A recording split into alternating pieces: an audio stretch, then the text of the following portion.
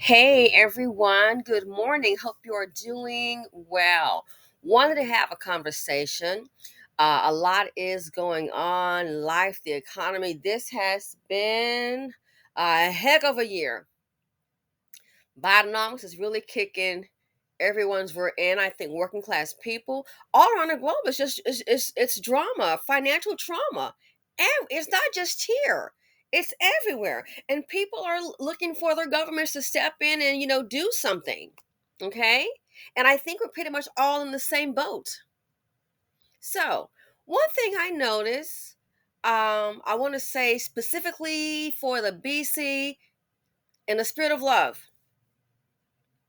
Don't call on the BPOs now. BBOs. Do not call on the BBOs now, okay? And here's what I mean by that. I already told you about my friend who has an insurance agency and she has some online stores. And when she had brick and mortar, she never got any support from her friends and from her family. That's okay because your community and your family and friends' rejection turned out to be her protection. Why? She just went totally online. I said, girl, go been there, done that. Go online and do an executive suite. Okay, do a virtual office and walked her through it. Hey, set up an online store online. Okay, you can do it. So fast forward, she's done it. She shut down her brick and mortar, um, got a good paying job, X amount of dollars. And I said, hey, she's like, I want to dabble into real estate. And this was maybe 5 years ago. I said, well, and she was making good money on a good paying job when she shut her office down. And I said, listen, when you reach X amount of dollars, get you a property. So she got with a realtor and boom, bada bing, fast forward, two houses paid for. Okay? Two houses paid for. Not the home, the marital home she shares with her husband. All right? But she's got like two rental properties. And plus her son, who's, I think he should be 20. He may have turned 20 this year. He already has a trust fund with over 100K in it. 100,000 bands, $100,000. So they're doing pretty well. When she started out in business, again, it was typical. Oh, no, no support, yada yada yada. And fast forward now, given the economy, what's going on, it's not just Bidenomics. I mean, it's like everywhere this is happening. The economy being really bad, people need help. And here's what I want to say to the BBCs, to the black community, the beautiful black community, BBC. If you're one of those people, when you see your own trying to achieve something, you're like, oh, I don't have to support you. I ain't gonna shop with you because you're black. You sure as heck don't. I got options. I don't have to support a black business. You sure don't. Girl, nobody's asking you to. Even though this is the only group I've heard talk stupid like that. But guess what? When things get bad for you, guess what? Don't go to the BBOs now. They don't need you. The BBOs, who's that? The black business owners. Do not go to the BBOs now with empty lint pocket Larry. Uh-uh. Lint pocket Lakeisha, lint pocket Larry. Don't go to the BBOs now. Please do not. It's insulting because all you want to do, you don't have your. Unfortunately, there's probably a change in your finances, and I understand, and I sympathize with you. I do. But don't go to the BBOs now with your hand out. Now you want a black business owner. You've been buying shoes from Zaddy and Amy and Mr. Wong. Now that your money is going wrong, you're like, oh, I don't have money to buy shoes for my kids anymore. Oh my, I have a cousin. I have a friend. I have a neighbor. They're black. They got a business. Let me go over there and try some dry bidding. Yeah, I'm trying to keep my kids in school, and it's really hard. Uh huh. So I know you owe a shoe store. I don't have any money. Oh, now you want to go to the BBOs, the black business owners. I got you. Please don't. I have encountered quite a few people with that mentality. I ain't gonna go to black business owners. Nobody said you have to, boo boo. Nobody said. The women on this screen. This is at a profession. This is at the Black Professional Summit of 2022. Black Professional Summits. They're doing well. See the smiles? They're not going home to their last can of beans. They're doing well. They're happy. All professional. So if your money has gotten funny, go to the ones you've been supporting. Honey, don't try to run game. No, nobody's that slow. You think you smart, but you're slow. They already saw you before you start coming. I told a friend of mine. So now you got so and so in the family. I said that's not. I mean, it's not a surprise to her. People can't afford rent. The dilemma is the rent goes up on where you live, and they can't afford that. And then you can't win. Then they go and try to rent someplace else. It's the same old thing. You find your people finding themselves is psychologically dehumanizing. A simple thing as an apartment, you can't accomplish that. Trying to get an apartment is like trying to let me go ahead and get ready for my PhD. It's gonna be a minute, it's gonna take years. Well, this is crazy. Because the income isn't there. What do? Get two full-time jobs? Maybe working 80 hours a week? Physically, mentally, I don't think anyone's body can really sustain that. You can't. You can't. So I told a friend of mine, I said, listen, obviously someone in the family has talked and they know you have the one house paid for. They know you have rental property. So we don't know if they know that is paid for. And actually there are two properties. And I told her, I said, listen, the worst thing you can do, I said, I just wouldn't engage. I said, because someone knows you have one rental property, heaven forbid they find out you got two houses paid for. All they're gonna want to do, to be honest with you, I'm gonna keep it real, I'm not gonna BS you. What they're gonna do is move in with those children. And trust me, the man that helps the children here, but he can't help find a place to live. He'll come later once she's all settled and got the kids in and moved in, and the utilities are turned on. He will come later. Oh, trust and believe it.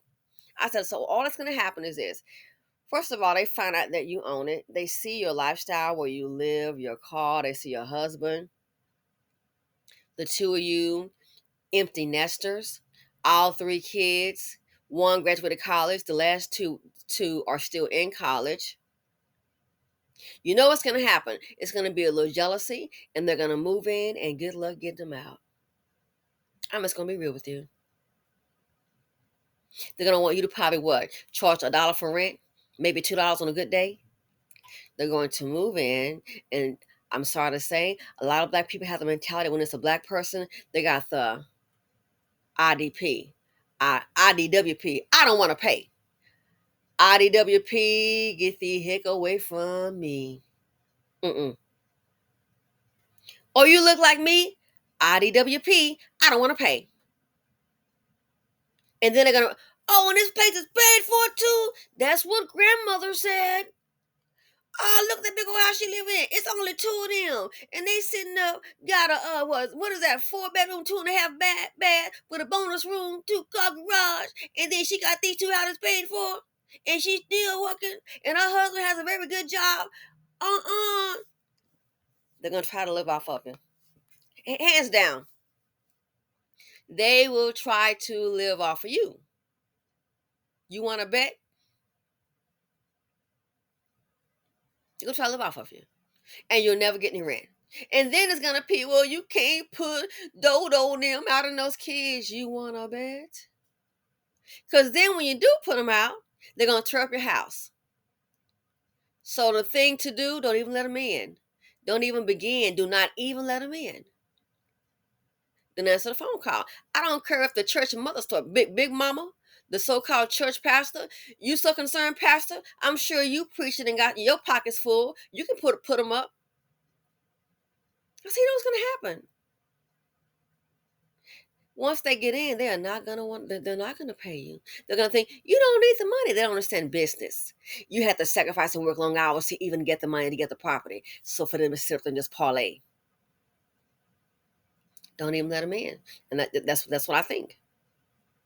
You can tell them you have a property manager. Talk to them. Give them my phone number. I can tell them, hi, how are you, LaShawn? Okay, I'm the property manager. Well, the rent for this house is going to be $2,800 a month. Well, I can cut you a deal on 2,500 a month. I'm going to need first and last month rent and a deposit. You don't have that? Okay, well, that's all we have available for now. When you do have the funds, call then. Do not call the owner. This is my job. I can tell them. No, you've been me. No, I know business. I can tell them real quick. What are you gonna do? I don't know. I've been a landlord before. See, me and my babies call your baby daddy. Where we gonna go? Me and my babies call your baby daddy. Why are you asking me? You weren't asking me when you were getting your getting your little stroke on, or getting your activity on. So what is it? You want to call on? What am I gonna do? Call your baby daddy? Maybe for once in your life, let common sense prevail. Yeah, I told her, and I don't care. Oh, you should. I know business. They'll get in there and they'll never pay because they're gonna look at. She don't need the money. You can never have enough money. And hell, I've heard rich people tell me that you can never have enough money. They sitting on millions and millions of dollars. So to me, that's rich. You got 10 million. You got 5 million. I don't even have one, but I think it's gonna come. Yeah, yeah. I'm claiming millionaire status, so hopefully it'll come my way. I think it will. I really believe it will. That's a different video. I'm working on it. Just keep on going. Anyway, so yeah. So now that your money gets funny, honey, no, no, no. Don't try to come to the BBOs now, the black business owners. Stay in your lane. Go to the ones that support you. So it's time for you to call Peggy Sue, Brad, Mr. Wong. Uh-huh. Go to the ones you support. Don't go to the BBOs because your pockets are showing zero. It's very insulting. So please stay in your lane. For black business owners that may hear the video, don't go for the okey doke. Because sometimes people that are haven't, I'm going to say they haven't reached their success yet. Because it may come. I'm hoping it does. But if you've already achieved it, you'll make a lot of enemies. And hood people, I don't care what nationality, it can be trailer park hood, whatever. Hood people, they like to try to tear other people down. TDG, it's universal. Tear down group. Love to try to get over and could be the dumbest one. That's why they like to get over on business owners. Oh, you got a business, but I got over on you. So you're a business owner? Don't go for it. Don't go for the okey doke. Stay in your lane, people. So just because your pockets have turned to zero for some, I'm sorry to hear about that. And I do hope it gets better. But guess what? Sister, bruh, don't go to the BBO, the black business owners, only because your pockets have now turned to zero. It's very disrespectful. So what you need to do is go to the ones that you support. You know who they are. See, these are happy people, successful. Don't come to them now. Oh, hey, sister. I was wondering, wander on. Yeah. So because the pockets are zero, no, stay in your lane. Don't even approach the BBO, the black business owners. You didn't support them when you had your little ends working. It's only fair. And last time I checked, sweetie, a fair exchange is no robbery. And I'm out. Love ya.